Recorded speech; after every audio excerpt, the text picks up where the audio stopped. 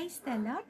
இன்று காலை தியானத்திற்காக நம்ம பார்க்க போகிற வசனம் லூக்கா 1ஆம் அதிகாரம் 5-6 வசனத்தை நீங்கள் ஃபுல்லாக வாசித்து பார்த்தீங்கன்னா ஒரு குறிப்பிட்ட பகுதி மட்டும் சொல்கிறேன். தேவனுக்கு முன்பாக நீதி உள்ளவர்களாக இருந்தார்கள். யாரை குறித்து சொல்லப்பட்டிருக்குதுன்னா எலிசபெத் செஹரியாவை குறித்து சொல்லப்பட்டிருக்குது. அவர்கள் தேவனுக்கு முன்பாக நீதி உள்ளவர்களாக இருந்தாங்க. நீங்கள் அந்த அதிகாரம் முழுவதும் நீங்கள் வாசித்து பார்த்தீங்கன்னா ஒரு இடத்துல கூட எலிசபெத்தும் செஹரியாவோ தங்களுக்கு குழந்தை இல்லை அப்படின்னு ஆண்டவர்கிட்ட கேட்டதாக சொல்லப்படலை.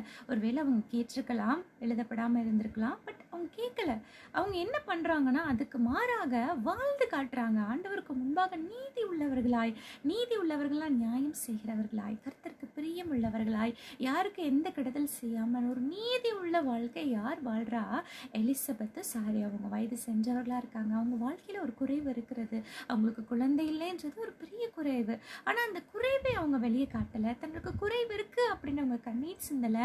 அதை நினைத்து அவங்க கலங்கி நிற்கலை.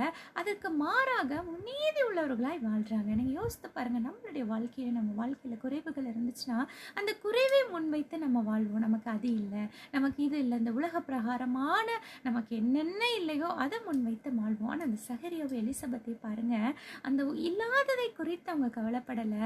ஆண்டவருக்கு முன்பாக நாங்கள் என்ன செய்ய முடியும், நாங்கள் நீதி உள்ளவர்களாய் வாழ முடியும்னு நீதி உள்ளவர்களாய் வாழ்ந்தனால தான் ஆண்டவர் அந்த வயது சென்ற காலத்திலும் அவர்களுக்கு குழந்தையை கொடுத்து ஆசீர்வதித்தார்.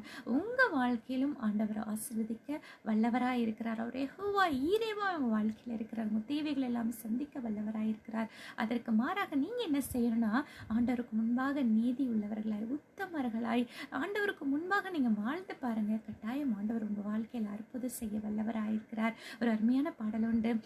யெகோவா ஈரே எல்லாம் பார்த்து கொள்வார், தேவையை நிறைவாக்குவார், கண்ணீரை துருத்தியில் எடுத்து வைத்து ஏற்றதாய் பலன் தருவார், அந்நாளை களிப்பாய் மாற்றினவர் என்னையும் மாற்றிடுவார்.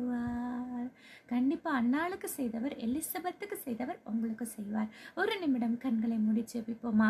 ஆண்டவரே, எலிசபெத்தும் ஆண்டவரே சகரியா உமக்கும் முன்பாக நீதி உள்ளவர்களாக இருந்தனால அப்பா அவங்க வாழ்க்கையின் குறைவுகள் நிறைவாக்கப்பட்டது.